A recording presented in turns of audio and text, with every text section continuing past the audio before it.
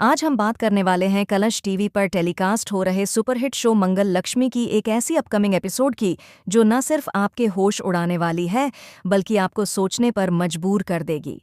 जैसा कि आपने पिछली एपिसोड्स में देखा, जिया ने लक्ष्मी पर बहुत बड़ा इल्जाम लगाया है। उसने कहा कि उसे लक्ष्मी से जान का खतरा है। इसी वजह से उसने पुलिस को बुलाकर कहा कि लक्ष्मी को तुरंत गिरफ्तार किया जाए।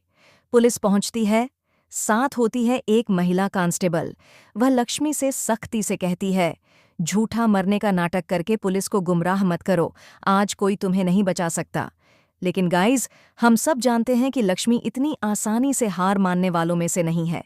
वह डटकर जवाब देती है, आप मेरी बातों पर भरोसा नहीं करोगे, लेकिन मेरे पास सबूत है।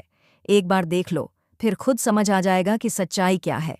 इसके बाद लक्ष्मी अपने दुपट्टे से एक लिफाफा निकालती है और पुलिस को सौंप देती है। वह कहती है, ये उसी औरत की पोस्टमार्टम रिपोर्ट है जो हमारे घर में मृत मिली थी। पुलिस जब रिपोर्ट पढ़ती है तो दंग रह जाती है। इंस्पेक्टर की आंखें चौड़ी हो जाती हैं। रिपोर्ट में लिखा है कि उस औरत की मौत मर्डर से नहीं बल्कि हार्ट अटैक से हुई थी और उसका असली नाम राधा नहीं, वैष्णवी राव था। इस खुलासे से जिया और पूरे परिवार की हालत खराब हो जाती है। सबके चेहरे से हवाइयां उड़ जाती हैं। पुलिस को अब समझ में आता है कि लक्ष्मी बेगुनाह है। लेकिन यहीं पर आता है सबसे बड़ा ट्विस्ट। लक्ष्मी जब राहत की सांस ले ही रही होती है, तभी पुलिस इंस्पेक्टर को एक और कॉल आता है, एक गुमनाम फोन कॉल। कॉल करने वाला कहता है, अगर तुम्हें सच में पता करना है कि वैष्णवी राव की मौत कैसे हुई, तो उस मोबाइल की लोकेशन ट्रैक करो जो उसके साथ मिला था। असली साजिश का राज उस फोन में है जो अब भी जिया के पास छुपा हुआ है।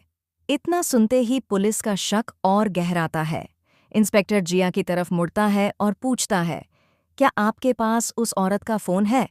पहले तो जिया मना करती है, लेकिन जब सख्ती बढ़ती है तो आखिरकार वह अलमारी से एक पुराना फ़ोन निकालकर दे देती है।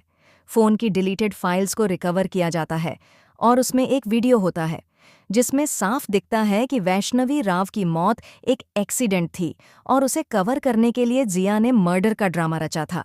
ये सुनते ही पुलिस जिया को तुरंत हिरासत में ले लेती है। पूरे परिवार के सामने उसकी पोल खुल जाती है। लेकिन कहानी यहीं खत्म नहीं होती।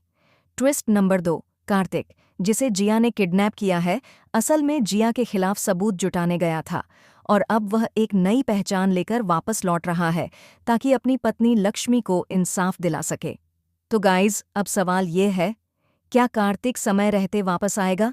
क्या जिया के सारे गुनाह सामने आएंगे और क्या लक्ष्मी को आखिरकार इंसाफ मिलेगा? इन सब सवालों का जवाब मिलेगा आने वाले एपिसोड्स में। आप इस शॉकिंग ट्विस्ट के बारे में क्या सोचते हैं? क्या आपको पहले से अंदाजा था कि जिया इतनी बड़ी चाल चल रही है? अपनी राय हमें कमेंट सेक्शन में ज़रूर बताएं। फिलहाल के लिए बस इतना ही। ऐसे ही अपडेट्स के लिए जुड़े रहिए।